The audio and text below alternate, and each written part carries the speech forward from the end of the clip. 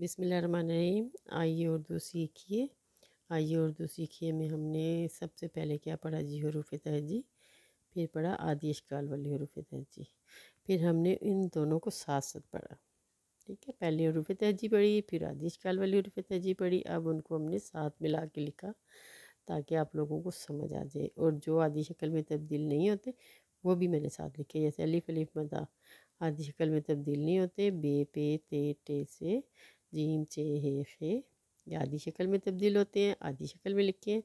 दाल डाल जाल रे डे जे से आदि शक्ल में तब्दील नहीं होते, इसलिए ब्रैकेट में लिख के अलहदा कर दिया। फिर सीन शीन स्वाद वाद आदि शक्ल में तब्दील हुए। तो जोए आदि शक्ल में तब्दील नहीं होते। एन गैन फे काफ काफ काफ लामी नून। ठीक है, ये आदि शक्ल में तब्दील हो गए, इनको हमने आदि शक्ल में लिखा। उसके बाद है वाओ हे हमज़ा आदि शक्ल में तब्दील नहीं होते, ब्रैकेट में लिखे थे। और छोटी की बड़ी है आदि शक्ल में तब्दील होते हैं। ये क्लास नंबर 24 तक हमने ये पिछला सारा सबक जो पढ़ा था उसको हमने दोहरा लिया।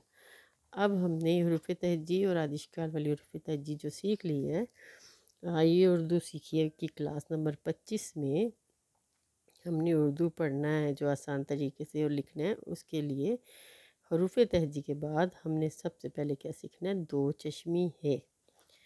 हमने क्या सीखना है जी, दो चश्मी है या दो चश्मी है का इस्तेमाल। ठीक है, क्योंकि ये भी ज़रूरी है ना, जब हम उर्दू पढ़ेंगे और लिखेंगे तो उसमें दो चश्मी है का पूरा पूरा किरदार होता है। इसलिए हमने क्या लिखना है, दो चश्मी है का इस्तेमाल। दो चश्मी का हे का इस्तेमाल हम हरूफ तहजी के साथ करते हैं तो भारी आवाज़ वाले अल्फाज बनते हैं। कौन से अल्फाज बनते हैं, भारी आवाज़ वाले अल्फाज। ठीक है, तो हम हरूफ तहजी को दो चश्मी है के साथ मिलाकर जोड़ेंगे तो भारी आवाज़ वाले अल्फाज बनेंगे।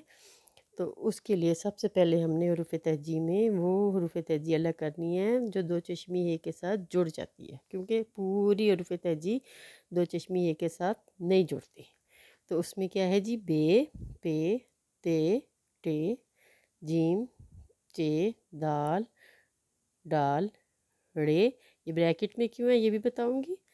काफ काफ लाम मीम नून, ये सारे अल्फाज जो हैं ये दो चश्मी है के साथ मिलते हैं और भारी आवाज़ वाले हरूफ तहजी बनाते हैं। ये भारी अल्फाज वाले आवाज़ वाले अल्फाज बनाते हैं। अच्छा, ये मैंने तरतीब के हिसाब से लिख दिए थे, इसको अब अलहदा कर देते हैं। बे पे ते टे जीम चे दाल डाल काफ काफ ये हरूफ तहजी वो हैं जिनके साथ दो चश्मी है जुड़ती है और फिर वो भारी आवाज़ वाले अल्फाज बनाती है। तो रे लाम मीम नून, इसके साथ भी दो चश्मी है जुड़ते हैं और ये भी भारी आवाज़ वाले अल्फाज बनाते हैं, लेकिन इनको अलहदा इसलिए रखा जाता है कि ये जो हरूफ तहजी हैं दो चश्मी है वाले, ये पहले लिखे जाते हैं और ये दरमियान में इस्तेमाल होते हैं। ये जब हम आगे जोड़ तोड़ करेंगे तो ये आपको खुद ब खुद समझ आना शुरू हो जाएगी।